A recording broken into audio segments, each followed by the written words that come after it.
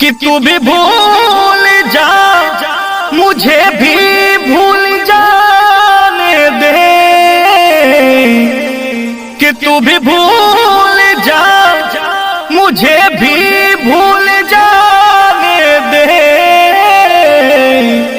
सपनों में आके मत सताओ, मुझे सो जाने दे।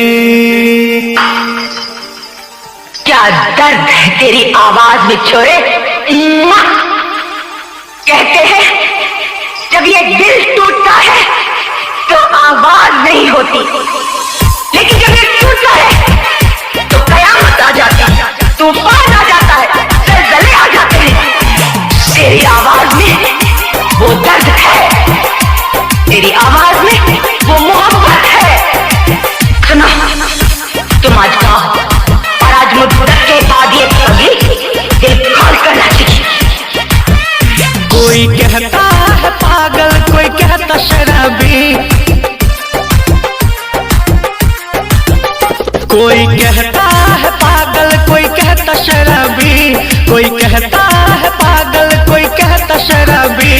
तूने ही बेवफा ये मेरी हाल बनाई, तूने ही बेवफा ये मेरी हाल बनाई।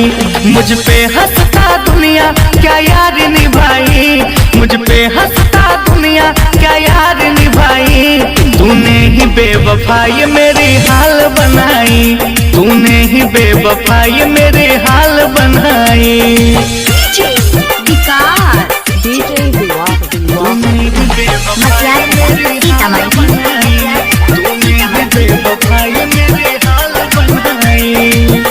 ना पूछो कैसे जीता हूँ, जाम आंसू का पीता हूँ। तूने दिया जख्म जो सीने में, उसे लेके मैं सोता हूँ, उसे लेके मैं सोता हूँ।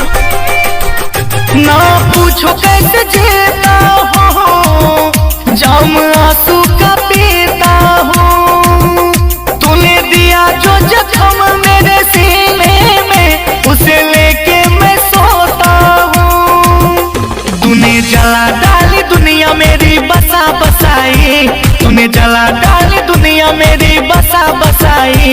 तूने ही बेवफा ये मेरी हाल बनाई, तूने ही बेवफा ये मेरी